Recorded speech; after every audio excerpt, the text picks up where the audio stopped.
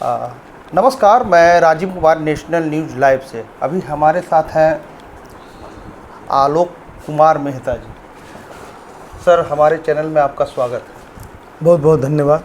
Sir, मेरा पहला सवाल है सर, सवाल तो बहुत ज़्यादा है, लेकिन सबसे पहला सवाल ये रहेगा कि ये कुछ वर्षों पहले ही हमारे जो बिहार के माननीय मुख्यमंत्री हैं श्री नीतीश कुमार जी बोलते थे कि हम मुफ्त की रेवड़ी नहीं बांटेंगे, लेकिन जैसे ही चुनाव आया विगत 2 से 3 महीनों में 400 से 1100 हो गया पेंशन, 125 यूनिट बिजली मुफ्त हो गई, और तीसरा अभी ये आंगनबाड़ी का 7000 से 9000 हो गया और 4000 से 4500 हो गया। इस पे सर आप इसको किस प्रकार से देखते हैं? देखिए, ये एनडीए की जो सरकार है जी, पटना से लेकर दिल्ली तक जी, ये सब अब मतलब इलेक्शन के समय प्रलोभन की राजनीति करती रही। जी, ये इसकी इनकी कोई सोची समझी चीज़ें नहीं है जी, इसलिए वो बोल रहे थे कि हम नहीं बांटेंगे। इनकी योजना में ये पेंशन की राशि बढ़ाना, मुफ्त बिजली देना, या फिर और भी जो मानदेय बढ़ाया गया, इन सारी चीज़ों ये सारी चीज़ें उनके एजेंडा में नहीं था। जी,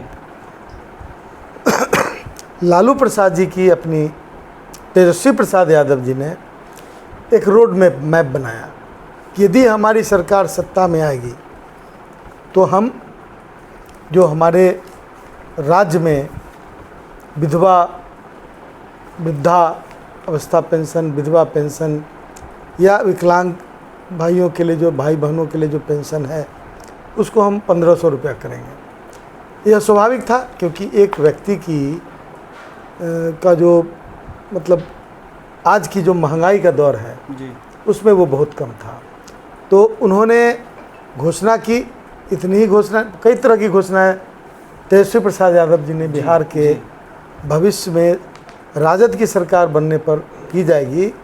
इससे ये लोग बहुत डर गए और डरने के बाद आनन फानन में इनको ऐसा लगा कि बिहार की जनता तो पहले से नाराज़ है और अब तेजस्वी प्रसाद यादव जी का रोड मैप देखकर पूरी तरह उनका सुपड़ा साफ हो जाएगा।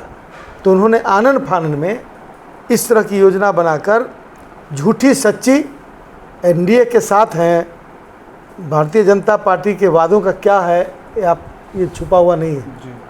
15 लाख रुपए हर व्यक्ति के अकाउंट में आता रह गया और 2 करोड़ रोजगार प्रतिवर्ष मिलते रह गए।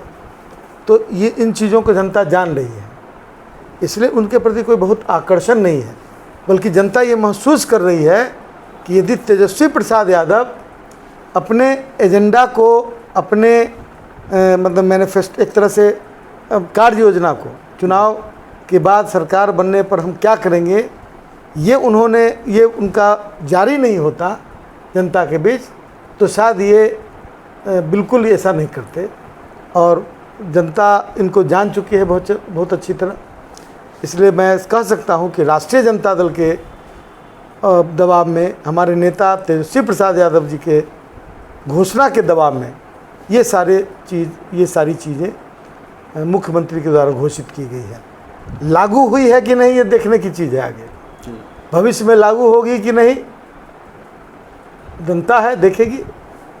सरकार बने उनकी यदि बनती है तभी कोई बात है, लेकिन नहीं बनती है तो फिर देख भी नहीं पाएंगी।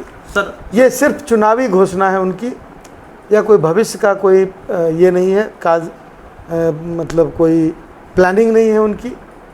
और वो लोग सिर्फ सरकारी पैसे का दुरुपयोग करने पर तुले हुए हैं पूरे चुनाव में। सिर्फ इन वादों के माध्यम से नहीं, जो घोषणा कर रहे हैं उसके माध्यम से नहीं, सरकारी महकमे में पदाधिकारियों पर दबाव डाला जा रहा है कि आने वाले चुनाव में विपक्ष को कैसे मात दें, उसमें उनका सहयोग करें। और सरकारी पदाधिकारियों पर इस तरह के दबाव की सूचना मिल रही है, तो यह बहुत दुखद बात है।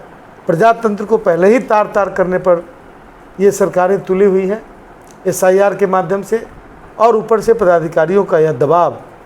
मैं समझता हूँ कि आम जनता चूँकि जागरूक है, इसलिए उनकी मंशा को सफल नहीं होने देगी। सर आपने SIR का नाम लिया, तो अभी राहुल गांधी जी का और तेजस्वी प्रसाद यादव जी का, आपके जितने भी गठबंधन के नेता थे, उन्होंने हर एक जिला में जा कर के रैली किया, तो आपको क्या लगता है इससे NDA डर गई है? देखिए, यह पूरे मीडिया पर, मतलब अधिकांश जो गोदी मीडिया है उस पर कब्जा है जी। तो आखिर प्रजातंत्र में अभिव्यक्ति की स्वतंत्रता है। अभिव्यक्ति के माध्यमों पर जब कब्जा हो जाए तो पॉलिटिकल पार्टी को इसी तरह सड़क पर उतरना होता है। जी।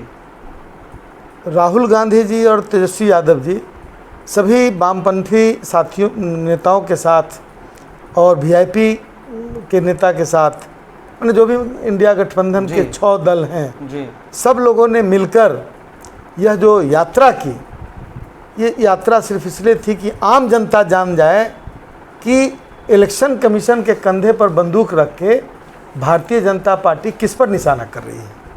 और मैं समझता हूँ कि जनता के बीच ये मैसेज चला गया और जनता इस बात के लिए सजग हो गई कि हमारे वोट के अधिकार, जो कि बाबा साहब भीमराव अंबेडकर ने हर नागरिक को देने का काम किया था, एक नायाब तोहफा, उस तोहफे को छीना जा रहा है, उसको समाप्त किया जा रहा है। भारतीय जनता पार्टी ने शायद कुछ महीने पहले यह सर्वे करवाया होगा जिसमें उन्हें पता चल रहा होगा कि उनका सुपड़ा साफ होने वाला है, तो कौन कौन से तरीके को अपनाया जाए उसकी प्लानिंग उन लोगों ने की होगी। SIR उसका एक हिस्सा होगा, क्योंकि हमारे खुद के क्षेत्र में 24,000 नामों को काट दिया गया। अब पता ही नहीं चलता है कि आज से 1 महीना पहले हमें 23,000 बताया गया था, ये भी बताया गया कि 3,000 उसमें नाम जुड़े हैं, अब फिर अभी बताया जा रहा है कि 24,000 है। तो ये आंकड़ों की गड़बड़ी भी बहुत जगह दिखाई पड़ रही है। सर इसी में से मेरा एक और सवाल है कि जैसे कि आप बोल रहे हैं कि पहले 24,000 बताया गया था, फिर 23,000 हो गया, लेकिन उसमें तो जहाँ पे बूथ है, बूथ संख्या जहाँ पे है, जितने का नाम कटा है, BLO का कहना है, पदाधिकारियों का कहना है कि वहाँ पे चिपकाया हुआ है। उसके बाद जो उन्हीं का नाम कटा है जिनकी मृत्यु हो गई या एक से ज़्यादा जगह वोटर लिस्ट में नाम है, इसको आप कैसे देखते हैं? नहीं, वैसे लोगों का भी नाम कटा है जो तिहाड़ी मजदूर हैं, यहाँ से कलकत्ता, आसाम, मद्रास, चेन्नई और विभिन्न जगहों पर, पंजाब जी, धन कटनी के लिए, धन रोपनी के लिए जाते हैं मजदूर। 2 महीना 3 महीना काम करके आते हैं, फिर घर पर रहते हैं जी। या फिर कोई जो 6 महीना भी रहते हैं वो छठ में और वोट देने के समय यहाँ आते हैं जी। वैसे लोगों का नाम धड़ल्ले से काटा गया। उनको मालूम है कि वो अधिकांश लोग हमारे वोटर्स हैं, विरोधी पार्टियों के वोटर्स हैं। वैसे लोगों का भी नाम काटा गया जो कलकत्ता दिल्ली में इलाज करा रहा हो और बताया गया कि 3 बार उसके घर पर गए और उससे मुलाकात नहीं हुई, इसलिए नाम कट गया। सवाल उठता है कि 3 बार आप उसके घर पर गए, आप में यह मतलब यह व्यवस्था होनी चाहिए थी कि वह व्यक्ति यदि देश के अंदर है तो उसको और मोहलत मिलनी चाहिए थी। 6 महीना पहले, साल भर पहले चुनाव, साल भर से ज़्यादा हो गया, पार्लियामेंट का चुनाव हुआ, उससे लेके अभी तक समय ही समय था। उस समय आपने ये सब नहीं कराया और चुनाव के समय आप इस तरह का काम कर रहे हैं कि लोग दूसरा चुनाव प्रचार का कार्य न करे, इसी में उलझा रह जाए। और आप तो पहले से सोच ही चुके हैं कि क्या करना है। देश की जनता और राज्य की जनता अब इसको बर्दाश्त करने वाले मूड में नहीं है। ही हमारी ही सरकार बनेगी। उन्होंने सब कुछ सेटिंग कर लिया होगा तभी वो ऐसा बोल रहे होंगे। यदि नहीं किया होगा तो सवाल ही पैदा नहीं होता है उनके सरकार बनने का। और यदि कर लिया होगा तो जनता, आप अभी देख रहे हैं ना नेपाल में क्या हो रहा है, जी। श्रीलंका में क्या हुआ। तो इस पता नहीं इस देश के हुक्मरान एक बार धोखा देकर, फरेब करके वोट लेकर जाकर बैठ गए। तो ऐसा नहीं सोचना चाहिए कि जनता उनकी मुट्ठी में है, जब चाहेंगे तब मुट्ठी खोल देंगे, जब चाहेंगे तो मुट्ठी बंद कर लेंगे। सर हम टॉपिक ही चेंज करना चाहेंगे। अब हम आते हैं जन स्वराज की बात करते हैं। आपको क्या लगता है, वो बोलते हैं कि जब हमारी सरकार आएगी, हालांकि कार्ड भी बन रहा है, इतने महीना आपको मिलेगा, और वो बोल रहे हैं कि जब हमारी सरकार आएगी तब हम सब बाहर किसी को नौकरी करने नहीं जाने देंगे। देखिए, पॉलिटिकल पार्टीज़ हैं, जी वो अपना अपना एजेंडा तैयार करती है, अपना चुनाव मतलब का जो मैनिफेस्टो है वो तैयार करती है, और उस पर क्या टिप्पणी करना। अब जो सत्ता में नहीं रहती है जो पार्टी, जी वो तो तारा तोड़ कर लाने की भी बात कर सकती है, उसको कौन रोक रहा है। ठीक है सर। तो ऐसे मैं सम्मान करता हूँ मतलब उनका, पीके जी का। जी वो एक अच्छे हमसे मतलब एक अच्छे पढ़े लिखे और एक्सपोज पर्सन हैं, चुनाव के जीतने और लड़ने के तरीक़ों को जानते हैं। जी लेकिन एक पॉलिटिकल